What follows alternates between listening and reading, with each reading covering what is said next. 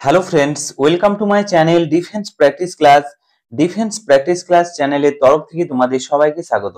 তো ফ্রেন্ডস, আজকের এই ভিডিওতে আমরা আলোচনা করব ওয়েস্ট বেঙ্গল স্কুল সার্ভিস কমিশনের গ্রুপ সি এবং গ্রুপ ডির কিছু গুরুত্বপূর্ণ এমসিকিউ প্রশ্ন নিয়ে।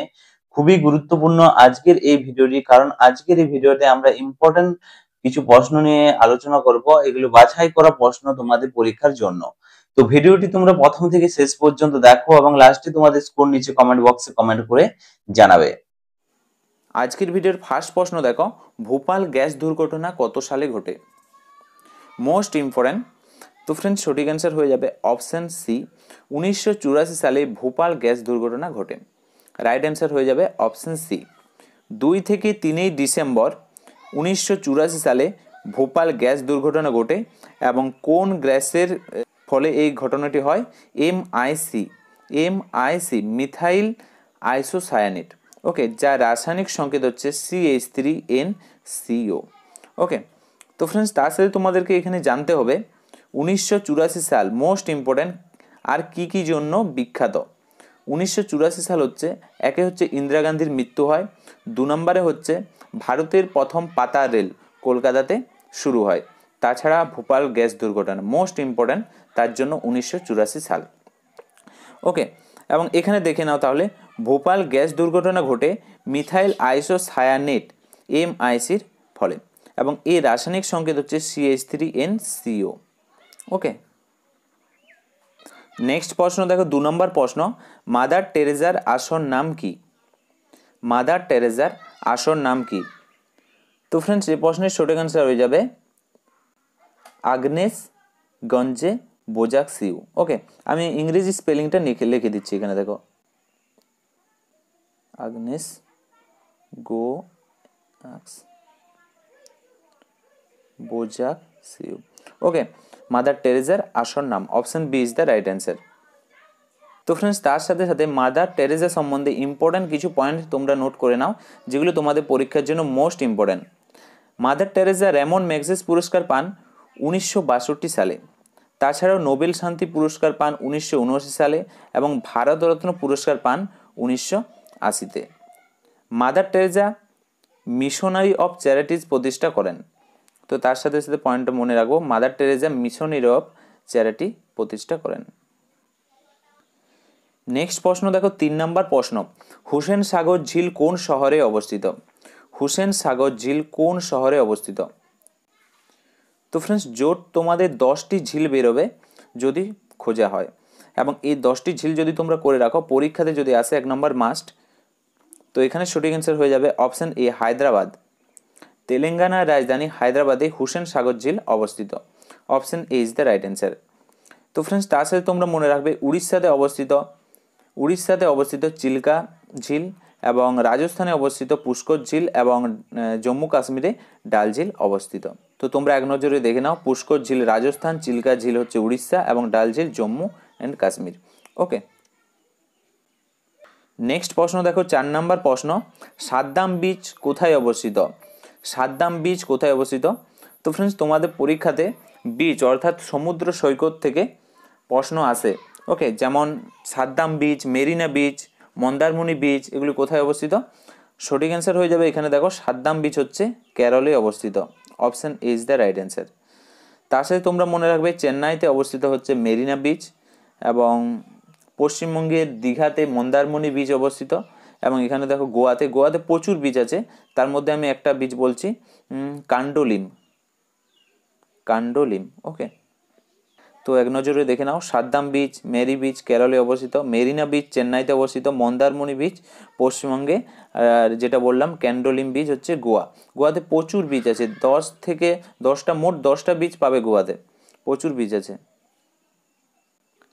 নেক্সট প্রশ্ন দেখো, 5 নম্বর প্রশ্ন, হর্ষবর্ধনের সভাকবি কে ছিল?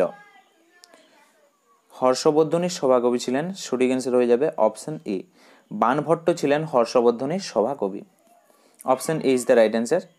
তো ফ্রেন্ডস, বাণভট্টের লিখিত পুস্তকের নাম কি? বাণভট্টের রচিত পুস্তক হচ্ছে হর্ষচরিত, হচ্ছে বাণভট্টের রচনা, এবং তাছাড়াও তোমরা মনে রাখবে হর্ষবর্ধনের গ্রন্থ হচ্ছে PNR, প্রিয়দর্শিকা রত্নাবলী, নাগানন্দ এগুলি সবই হচ্ছে হর্ষবর্ধনের রচয়িতা এবং বাণভট্টের রচয়িতা হচ্ছে হর্ষচরিত। তো তার সাথে সাথে এই পয়েন্টগুলো মনে রাখবে। নেক্সট প্রশ্ন দেখো, 6 নম্বর প্রশ্ন, প্রথম ভারতীয় মহিলা যিনি দুবার এভারেস্ট জয় করেন। কিছুদিন আগে এই প্রশ্নটা হয়েছে, দুবার এভারেস্ট জয় করেন, সঠিক অ্যান্সার হয়ে যাবে অপশন বি, সন্তোষ যাদব প্রথম ভারতীয় মহিলা যিনি দুবার এভারেস্ট জয় করেছিলেন। Option B is the right answer. তো ফ্রেন্ডস তোমরা এখানে দেখে নাও, ভারতের প্রথম এভারেস্ট জয়ী মহিলা হচ্ছে বাচেন্দ্রী পাল এবং প্রথম ভারতীয় মহিলা যিনি দুবার এভারেস্ট জয় করেন তার নাম হচ্ছে সন্তোষ যাদব এবং পৃথিবীর প্রথম মাউন্ট এভারেস্ট জয়ী মহিলা হচ্ছে জুনকো তাবেই। তো তার সাথে সাথে এই পয়েন্টগুলো মনে রাখো, এভারেস্ট সম্বন্ধে তোমাদের পরীক্ষাতে এখান থেকে দিয়ে দেয় প্রশ্ন। নেক্সট প্রশ্ন দেখো, 7 নম্বর প্রশ্ন, ভারতের সবচেয়ে বড় রেলওয়ে জংশন কোনটি। ভারতের সবচেয়ে বড় রেলওয়ে জংশন, সঠিক অ্যান্সার হয়ে যাবে অপশন বি, মথুরা জংশন হলো ভারতের সবচেয়ে বড় রেলওয়ে জংশন।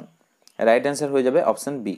তো ফ্রেন্ডস তার সাথে তোমরা মনে রাখবে ভারতের সবচেয়ে বড় প্ল্যাটফর্ম, রেলওয়ে প্ল্যাটফর্ম হচ্ছে উত্তরপ্রদেশের গোরক্ষপুর। ওকে, তো তার সাথে এই পয়েন্টটাও মনে রাখো।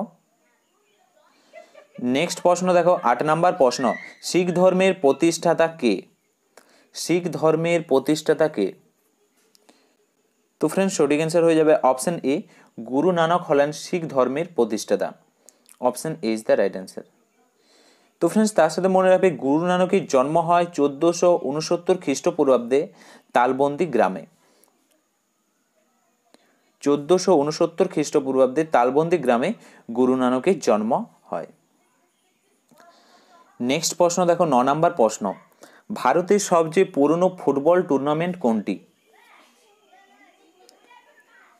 তো ফ্রেন্ডস সঠিক অ্যান্সার হয়ে যাবে option A, Durand football tournament বা ডুরান্ড কাপ ভারতের এক ফুটবল প্রতিযোগিতা যা প্রথম 1888 খ্রিস্টাব্দে সিমলায় অনাডেলে আয়োজন করা হয়েছিল। ওকে, তো ভারতের সবচেয়ে পুরনো ফুটবল টুর্নামেন্টের নাম হচ্ছে ডুরান্ড টুর্নামেন্ট। তো ফ্রেন্ডস সঠিক অ্যান্সার হয়ে যাবে ডুরান্ড কাপ হলো ভারতের প্রথম এবং ফুটবল টুর্নামেন্ট যা 1888 খ্রিস্টাব্দে সিমলায় অনাডেলে আয়োজন করা হয়েছিল। ওকে, তো তার সাথে তোমরা মনে রাখবে ভারতের সবচেয়ে পুরনো ক্লাব, যদি ক্লাবের কথা বলা হয় তাহলে হয়ে যাবে মোহনবাগান ক্লাব হলো ভারতের সবচেয়ে পুরনো ক্লাব। ওকে, নেক্সট প্রশ্ন দেখো, 10 নম্বর প্রশ্ন, এশিয়ার সবচেয়ে বড় নদী কোনটি। এশিয়ার সবচেয়ে বড় নদী। তো ফ্রেন্ডস সঠিক অ্যান্সার হয়ে যাবে ইয়াংজি নদী হলো এশিয়ার সবচেয়ে বড় নদী। Option A is the right answer এবং এটি হলো চীনের সবচেয়ে বড় নদী। ওকে, এশিয়ার সবচেয়ে বড় নদী হচ্ছে ইয়াংজি নদী এবং এটি চীনে অবস্থিত এই নদীটি এবং এটি হচ্ছে চীনেরও সবচেয়ে বড় নদী। ওকে, নেক্সট প্রশ্ন দেখো, 11 নম্বর প্রশ্ন, টমেটোতে কোন অ্যাসিড পাওয়া যায়। মোস্ট ইম্পর্টেন্ট প্রশ্ন, টমেটোতে কোন অ্যাসিড পাওয়া যায়। তো ফ্রেন্ডস এই প্রশ্নের সঠিক অ্যান্সার হয়ে যাবে অপশন এ, অক্সালিক অ্যাসিড পাওয়া যায় টমেটোতে। রাইট অ্যান্সার হয়ে যাবে অপশন এ, অক্সালিক অ্যাসিড। তো ফ্রেন্ডস তার সাথে তোমরা নিচে কমেন্ট করে জানাও টমেটো রং লাল হয় কি কারণে, কিসের কারণে টমেটোর রং লাল হয়, তোমাদের পরীক্ষাতে আসে। তো ফ্রেন্ডস সঠিক অ্যান্সার হয়ে যাবে লাইকোপিনের কারণে টমেটোর রং লাল হয়, লাইকোপিন। ওকে, পয়েন্টটাও মনে রাখবে এবং তার সাথে এখানে দেখে নাও টার্টারিক অ্যাসিড তেঁতুলে পাওয়া যায় টার্টারিক অ্যাসিড এবং সাইট্রিক অ্যাসিড পাওয়া যায় লেবুতে পাওয়া যায় এবং মেলিক অ্যাসিড পাওয়া যায় আপেলে। ওকে, তো তার সাথে সাথে পয়েন্টগুলো মনে রাখবে, তোমাদের পরীক্ষাতে আসে। নেক্সট প্রশ্ন দেখো, 12 নম্বর প্রশ্ন, এ মেরে বতন কে লোগো গানটি কে লিখেছেন। মোস্ট ইম্পর্ট্যান্ট, এ মেরে বতন কে লোগো গানটি কে লিখেছেন, মোস্ট ইম্পর্ট্যান্ট এবং খুব সুন্দর একটি গান এবং আমার এই গানটি সবথেকে প্রিয় গান, এ মেরে বতন কে লোগো। তো সঠিক অ্যান্সার হয়ে যাবে অপশন বি, কবি প্রদীপ লিখেছেন এই গানটি, এ মেরে বতন কি লোগো। খুব সুন্দর গান। তো ফ্রেন্ডস তার সাথে তোমরা মনে রাখবে এই গানটি গেয়েছিলেন কি, এই গানটি লতা মঙ্গেশকর গেয়েছিলেন। মোস্ট ইম্পর্ট্যান্ট, লতা মঙ্গেশকর এই গানটি গেয়েছিলেন এবং লিখেছিলেন কবি প্রদীপ, মনে রাখবে। এবং তার সাথে তোমরা নিজে কমেন্ট করে জানাও লতা মঙ্গেশকর কত সালে ভারতরত্ন সম্মান পান, কত সালে পান, 2001 সালে পান ভারতরত্ন। ওকে, এবং এখানে দেখে নাও লতা মঙ্গেশকর ভারতরত্ন পুরস্কার পান 2001 সালে। এবং এখান থেকে আরেকটি প্রশ্ন তোমাদের পরীক্ষাতে দিয়ে দেয়, ভারতরত্ন প্রাপক প্রথম মহিলা সঙ্গীত শিল্পীর নাম কি? প্রথম মহিলা সঙ্গীত শিল্পী যদি বলা হয় তখন সঠিক অ্যান্সার হয়ে যাবে এম শুভলক্ষ্মী। এম শুভলক্ষ্মী হচ্ছে ভারতরত্ন প্রাপক প্রথম সঙ্গীত শিল্পী। এবং কত সালে পুরস্কার পান? 1998 সালে এম শুভলক্ষ্মী ভারতরত্ন সম্মান পান। ওকে, নেক্সট প্রশ্ন দেখো 13 নম্বর প্রশ্ন, জালিয়ানওয়ালাবাগ হত্যাকাণ্ডের পর ইংরেজদের দেওয়া কেসরি এ হিন্দ উপাধি কে ত্যাগ করেন?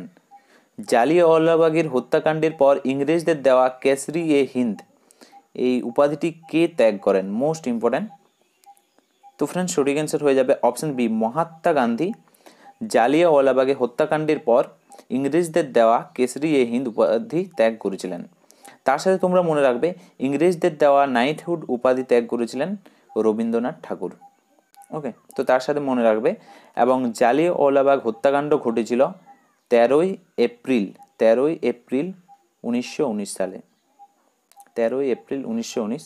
এবং কার নেতৃত্বে এই হত্যালীলা চলেছিল? জেনারেল ডায়ারের নেতৃত্বে। ওকে, এবং এখান থেকে আরেকটি প্রশ্ন তোমাদের আসে, কিছুদিন আগে প্রশ্নটা করেছিলাম, জেনারেল ডায়ারকে কে হত্যা করেছিলেন এবং কত সালে? উধম সিং হত্যা করেছিলেন, লন্ডনে হত্যা করেছিলেন 1940 খ্রিস্টাব্দে। Most important, Udham Singh General ডায়ারকে হত্যা করেছিলেন লন্ডনে 1940 খ্রিস্টাব্দে। তো তার সাথে সাথে এই পয়েন্টগুলো জেনে রাখো। নেক্সট প্রশ্ন দেখো 14 নম্বর প্রশ্ন, বিশ্ব স্বাস্থ্য দিবস কবে পালন করা হয়? ওয়ার্ল্ড হেলথ ডে পালন করা হয়, সঠিক অ্যান্সার হয়ে যাবে স্বাস্থ্য দিবস, অপশন বি 7ই এপ্রিল। নেক্সট প্রশ্ন দেখো 15 নম্বর প্রশ্ন, ভারতে টাইগার প্রজেক্ট কবে শুরু হয়?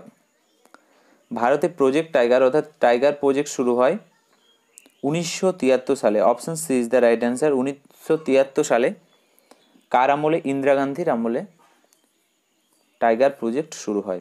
ওকে, নেক্সট প্রশ্ন দেখো 16 নম্বর প্রশ্ন, ভারতীয় বায়ুসেনার সদর দপ্তর কোথায় অবস্থিত? ভারতীয় বায়ুসেনার সদর দপ্তর, সঠিক অ্যান্সার হয়ে যাবে অপশন বি, নিউ দিল্লিতে অবস্থিত বায়ুসেনার সদর দপ্তর। তো ফ্রেন্ডস তার সাথে সাথে ইন্ডিয়ান নেভি এবং ইন্ডিয়ান আর্মিরও হেডকোয়ার্টার হচ্ছে নিউ দিল্লিতে। নেক্সট প্রশ্ন দেখো 17 নম্বর প্রশ্ন, বিশ্ব ব্যাংকের কার্যক্রম শুরু হয় কবে? মোস্ট ইম্পর্ট্যান্ট, বিশ্ব ব্যাংকের কার্যক্রম অর্থাৎ বিশ্ব ব্যাংক কবে শুরু হয়? প্রশ্নটি ঘুরিয়ে দিয়েছে, বিশ্ব ব্যাংক কবে শুরু হয় সেটা ঘুরিয়ে দিয়েছে, বিশ্ব ব্যাংকের কার্যক্রম শুরু হয়। রাইট অ্যান্সার হয়ে যাবে অপশন বি, 1945 সালে বিশ্ব ব্যাংকের কার্যক্রম শুরু হয়, option B is the right answer. তো ফ্রেন্ডস তার সাথে তোমরা মনে রাখবে বিশ্ব ব্যাংকের সদর দপ্তর হচ্ছে ওয়াশিংটন ডিসিতে অবস্থিত এবং বর্তমানে বিশ্ব ব্যাংকের প্রেসিডেন্ট আছে ডেভিড মালপাস। ওকে, নেক্সট প্রশ্ন দেখো 18 নম্বর প্রশ্ন, ব্ল্যাক ফরেস্ট কোথায় অবস্থিত? ব্ল্যাক ফরেস্ট কোথায় অবস্থিত? তো ফ্রেন্ডস এই প্রশ্নের সঠিক অ্যান্সার হয়ে যাবে অপশন ডি, জার্মানিতে অবস্থিত black forest, option D is the right answer. তো ফ্রেন্ডস তোমরা তার সাথে মনে রাখবে ব্ল্যাক ফরেস্ট হচ্ছে জার্মানির দক্ষিণ পশ্চিম বাডেন ও ওয়াটারবার্গ রাজ্যের একটি বৃহৎ বনভূমি পর্বত শ্রেণী। দক্ষিণ পশ্চিম জার্মানির বাডেন ওয়াটেনবার্গ রাজ্যের একটি বৃহৎ বনভূমি পর্বতশ্রেণী হচ্ছে ব্ল্যাক ফরেস্ট। ওকে, তো এটি হচ্ছে একটি পর্বত। নেক্সট প্রশ্ন দেখো 19 নম্বর প্রশ্ন, ইউনেস্কোর সদর দপ্তর কোথায় অবস্থিত? ইউনেস্কোর সদর দপ্তর কোথায় অবস্থিত? তো ফ্রেন্ডস সঠিক অ্যান্সার হয়ে যাবে অপশন বি, ফ্রান্সের প্যারিস শহরে ইউনেস্কোর সদর দপ্তর অবস্থিত, option B is the right answer, Paris. Next প্রশ্ন দেখো 20 নম্বর প্রশ্ন, মিস ওয়ার্ল্ড প্রতিযোগিতা কবে শুরু হয়? মিস ওয়ার্ল্ড প্রতিযোগিতা কবে শুরু হয়?